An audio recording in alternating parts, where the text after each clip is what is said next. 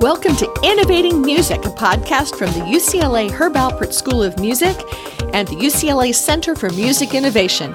I'm your host, Dr. Gigi Johnson. Through this podcast, we've brought you longtime innovators, all sorts of really cool creatives, executive folks who are working on next generation technologies and innovations. I'm happy to bring you on this podcast Iris Wu and Pei-Lun Hsieh, the dynamic duo who have created Ambidio. We'll share in the show notes links to their work, but they are bringing what they call, not humbly, the next stereo potentially to market, or ways to deliver a better story through sound. They'll share a bit of their beginnings of this new, really great tool set for creators, how they were discovered by and were working with Skywalker Sound, and ways that you can understand how they're bringing a third dimension of creativity and physical dimension to sound for music, gaming, and video. And you can think about this for your own work. So enjoy the podcast and enjoy a little too much laughter. We are having a little too much fun.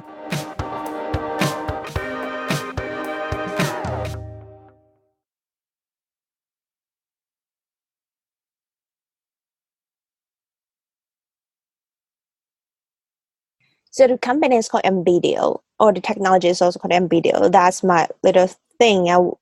Pei-Lun and I founded the company and worked for this for a while right now. So the whole thing we want to do is we want to bring immersive sound to people outside of the cinema.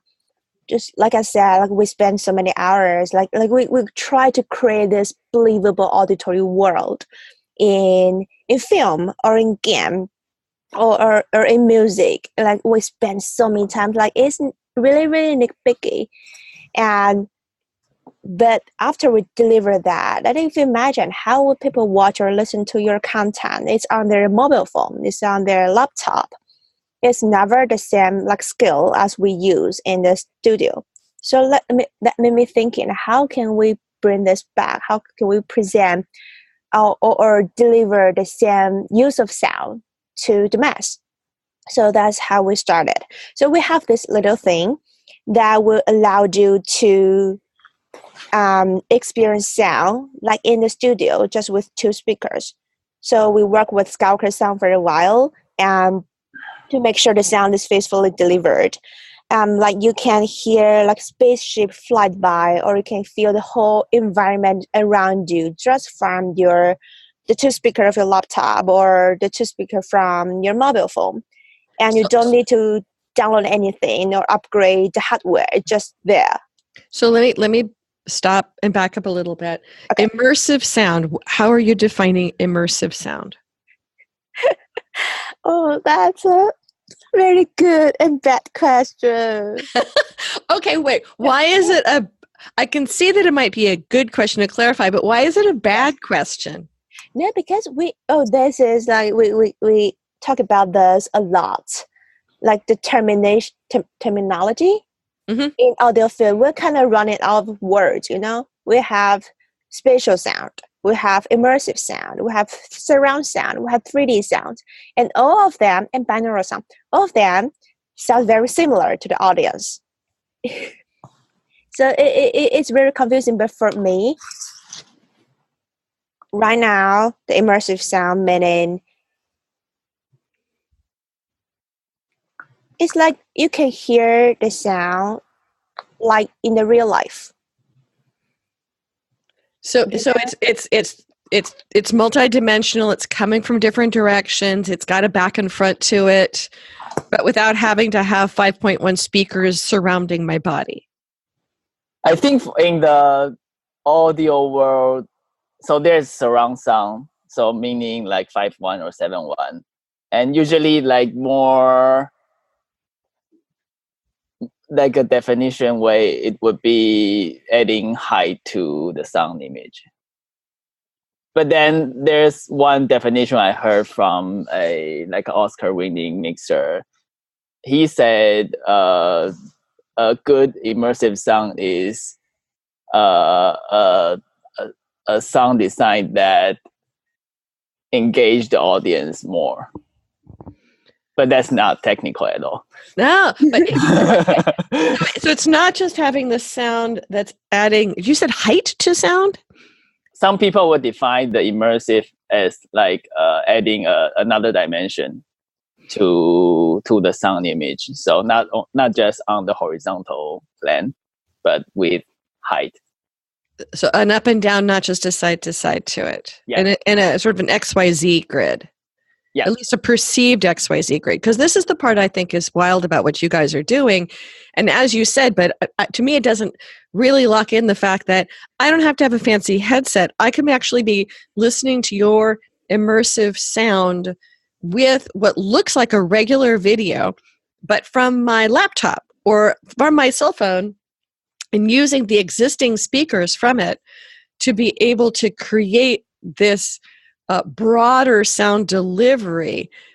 What's made up in this? Is it a special technology or a way of editing or both or a different pipeline? What is it? I feel naive on this because I've seen the outcome and I have no idea how it percolates to come out like this. The easiest way that the metaphor I always use is like you have 2 ears, right? And you have no problem listening all the sound around you. So there's a certain mechanism in your brain that you identify where the sounds come from. So what we do is we try to make use this mechanism and make people localize or perceive, oh, this is where it come from, this is how it sounds like. It's just like your everyday life. Or the other way to think about it is like 3D movie, right? For 3D movie, it's not like there's a really three-dimensional object in there, but they have a special glass that will feed different light to your eyes. I'm not a picture person, but that's my easy way to explain it. And somehow your brain will, based on those light, and synthesize and say, hey, there is a three-dimensional object. It looks like 3D. And sound works the same. So that's the theory that we based on. It's not that I'm running out of words. Do you want to add up? well, I appreciate that sort of perception part of it. Is it something that is done specially in the recording phase, in the coding phase, in the way that it comes across or is piped? I mean, I'm assuming it's not that latter because the video would need to be in various environments or means to be able to have it. What is it that's done, and are you working with the creators at the very inception of the sound? Is it after something's created? So it can actually be anywhere in the audio pipeline. And right now we position this like one of the new format is like stereo sound is a format. So Ambidio is a format. So it's a way for people to deliver sound. And hopefully in the future will be one of the standard 2-channel deliverable. So everyone can get a more immersive sound on that. But on the reason that we interact or work with the content side is more like in the creative aspect, because it's like you got one more dimension or more canvas to play with. So we work with them to make sure that the translation is correct, and also we work hand in hand with them on how to create with it. So for example, there's an example that I always say that there's an animator, TV animator, want to create this whoosh sound overhead when there's a car like driving into the tunnel. So it's not possible before, but with Ambidio, she's able to do that thing. But it's like highly creative, that people getting new ideas all the time on how they use this Ambidio formats. So Iris and Pei-Lun, how did you guys meet and how did you get started down this journey? You met yesterday. No, you met. When did you? How did you guys? What sparked this, and what were your prior adventures that got you into this endeavor? Yeah, so we met, I think, more than 15 years ago. We went to the same scout troop in Taiwan. Okay. And then I went to New York to study, and then Iris was there too. The very, very first idea of Ambidio is from a master studying NYU music tech. So it's really my personal thing, because I feel that like it hurt me when I spend so many hours locked in a windowless room, but no one can ever hear what I want them to hear. So I started to research on that. And I have this crazy idea, like there's a lot of binaural. We talk, for the last week or the week before in the podcast, people talk a little bit about binaural audio and 3D audio in general. Mm-hmm. So there's a lot of them, and based on something called the HRTF. And it is like a model. You try to simulate the shape of your ear, the shape of the hair, the shape of your body. So I have this crazy idea. What if I can just bypass all of this? I'm not assuming any of the shape of your ear, how you looks like that. Can I just feed the information to your brain, and that your brain works for the sound? And did a lot of tests and different things, and luckily it works. And then I called for tech support in the middle of New York, and by the time Pei-Lun was there. So he came aboard and helped me to develop the whole thing, and that's how it begins. How did you even get to that spot? I mean, are you a musician, a video creator? What got you engaged in this dimension? So play guitar. I really, really like music. I've been working in music studio for a long time. And and also before that, I went to a medical school. And so I know a little bit about like how brain works, how human perceived sound or different stimuli. So I kind of mix and match different stuff. And Pei-Lun also play as well. It's been a journey, like being the intersection between music and technology, and how we can use technology to help musicians or artists to tell a better story. So I kind of appreciate that. So from your creation of this in New York and working together on it, how did you mentioned that you had gone and tested some of this out with Skywalker sound. How did that happen, and how have you been working to move this along with content creators? It was a surprise. Okay. So it's like because I have this prototype working, that's very, very early version. It's not very good, but it's working. So I like to show it off, you know. So I send this to my friends, say, hey, this is really cool. They're going to check it out. And at some point, the head of engineering from Skywalker Sound, Steve Morris, heard it. And so he reached out to us and said, hey, do you want to chat? I'm like, sure. It's Steve Morris. It's Skywalker Sound. Yeah, sure. Okay. Yeah. So we have this meeting and we sit down with them. And Steve is like, he's just my mentor and my role model in the industry. He's not like I am Luke Skywalker, but he's definitely my Yoda. Does he know that? That he's, I don't know, but I always refer him to my Yoda, you know? Okay. Steve as Yoda. Yes. And so then, but you were passing the essentially completed files around. People were listening to a video file and hearing the difference. And that's what he got his hands on through people that you both knew, and then said, hey, come, let's talk about this. What was his insights into it? And did this take you in a different direction, or did it take you more solidly in the direction you thought you were heading? I think we both wanted to like get our technology to the creative hands. I mean, Skywalker is the best in the field, so we will want them to use our technology to create films or like create art. When Steve think it sounded good, then we think we have at least achieved something, I guess. Yeah, so maybe that was like, oh, that could be a right way to go, and start to give our technology to those creative minds. Yeah. I think to me it's like it's a validation. It's not I'm the only one thinking like people don't have the ability to hear what I want them to sound like. It's bugging me. It's like it's a general thing. Like everyone thinks it's not good, and everyone want to do their best to tell the best story. And from Steve, I learned from them that they also think the same. They try to push the boundary forward.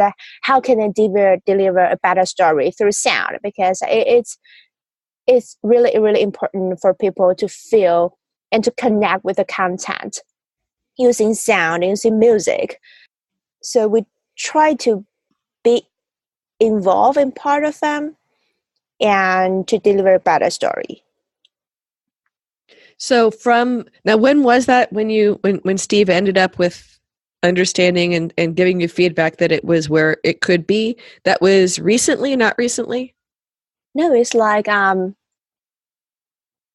is it? Years ago? I think it's 3-4 years ago. 3 or 4 years ago. That's when we first met. So what has been the journey since then? I mean, it sounds like you guys have a lot going on. How have you connected with creators? How are you moving this forward? How are you figuring out, things like business model? How are you working on testing with people? What's kind of the journey of the past few years? We definitely learn a lot with a lot of people, like how people think about that, and how this will affect the way they create or they deliver. And there's a lot of different ideas we never thought about. And we learn it from the process of working with them. But I can add the thing that I will remember is the first time we tried to test how accurate Ambidio can translate a surround sound mix to stereo speaker. So we have this crazy test in Skywalker Ranch. So it was they took a 7:1 like full length feature film and do a direct translation from 7:1 to Ambidio with 2 speaker. And then they ask the mixers and editors come in to listen to it and give us comment.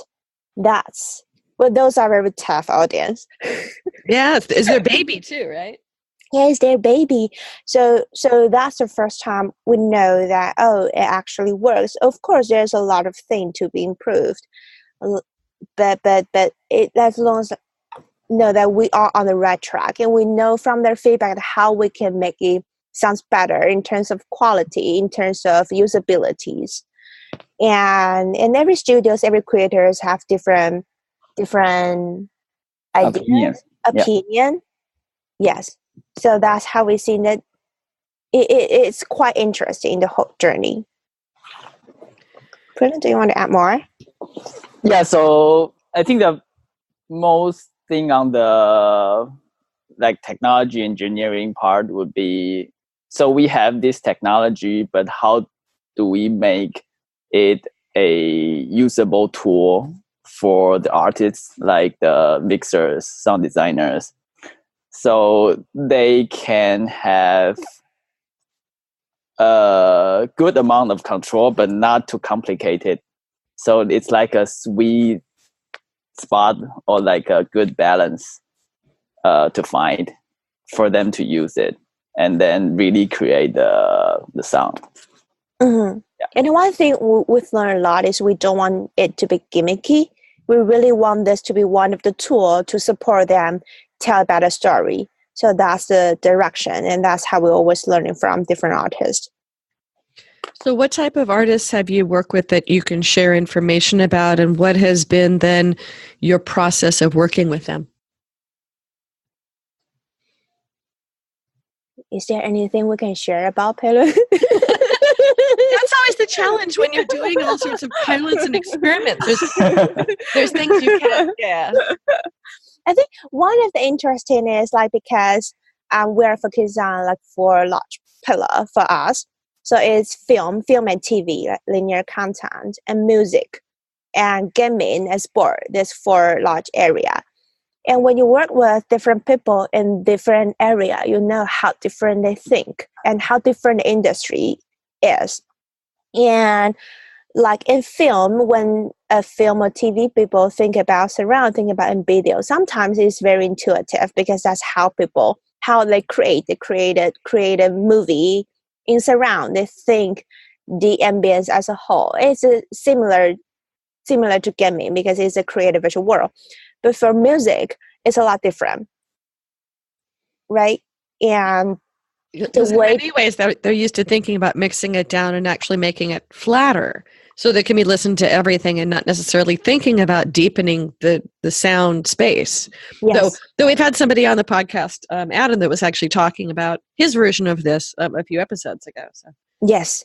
So it's interesting how people in different industry react to this same piece of technology. In music, they will think, oh, maybe I can put the reverb back, or maybe I can make this instrument fly around because it's EDM. It should be flying around and create more vibrate beats, that kind of stuff. Mm-hmm. But the thinking of music and film is a lot different. And or speaking about like live music, that's another thing we've been testing on. Like there's a lot of like live streaming scenes going on. Like people start to broadcast it live on streaming platform like Twitch, like YouTube. Mm-hmm. And they are thinking how they engage people more, engage the audience more if they are not in the stadium with the artist. So one thing is that interactive stuff. You must know a lot about this. There are people chatting online. There are different ways to engage with the audience. But maybe with Ambidio, they can create a more, I really run out of words, like more immersive. It's like they were there because they can just capture the sound like they always do. Nothing needs to be changed, just the encoding is a little bit different. But if delivered with Ambidio, people sitting in front of their TV screen, in front of their laptop, they can still feel the heat inside that stadium. So that's another way to engage with audience. And we've been testing a lot of different use case and methodology on this, and it's been fun. So where are you trying to take this journey to? You've been doing testing, you're working with artists, you are still a bit in the testing phase, or are there pieces of this that have gone out professionally with things that we would recognize out in the world? There will be some. Really soon there are some in the past. We released some content with NPR, released some content with Marvel. But in the coming year, hopefully there'll be a lot more. And we'll try to, in our show notes, show links to things. Or wait, now when I can talk about that. Yeah. But like my ultimate goal or our ultimate goal is to make this like the next stereo. So when people listen sound, whether it's a music, whether it's a film, or whether it's gaming, through their stereo speaker, and the format will be Ambidio. So that's my ultimate goal, to become the standard 2-channel deliverable. But not ambitious at all. Not ambitious, just a little thing. There's no ambition to this at all. And anything that's on your wish list that our listening audience could help you provide or help connect to you with what you're trying to do with this? Oh, I think we are open to we're exploring different collaboration possibility, because like everything is different, every studio is different. So if there's an interest idea that they have, hey, maybe I can do this with Ambidio, so just shoot us an email. We're open to anything inside the music industry or outside. It'll be fun. Excellent. So how should people find you and find ways to connect with you? You can find us on our website. Oh, right. So it's Ambidio. It's ambidio.co, not com, right? So it's AMBIDIO .co, right? Yes. Both of them will work. Both of them will work. Okay. And Any other ways that you'd like to, and we'll include links and things in the show notes, anything else that you'd like people to be able to do, or any final comments you guys would like to make sure that we include before we wrap up the podcast? The biggest problem we had before is that we can explain and describe a lot, and then it will still feel different when you really experience it. So we would, I guess we would get one of your laptop or mobile phone with stereo speakers and then play some of those clips. Yeah. So the proof is in the listening. Yeah. Mhm. Great. Well, I appreciate you guys. I know that before we started recording, we had some tech problems. Appreciate you guys having patience to that. Of course, we have tech problems talking about audio tech. That's what that comes on it. Yeah. But thank you guys. I'm glad that I ran into you guys and keep bugging you on your journey to follow what you're doing, and look forward to seeing how world domination continues for you guys, and how you're able to create the next stereo and changing the way we listen. Thanks for being on the show. Thank you for having us. Well, that wraps up this podcast. Many thanks to the UCLA Herb Alpert School of Music and the UCLA Center for Music Innovation for being our hosts of this ongoing series. You can subscribe to us in all the usual places, or you can come find us at innovation.schoolofmusic.ucla.edu. Join us again to follow the other adventures that we will be tracking down in innovating music. Thanks again.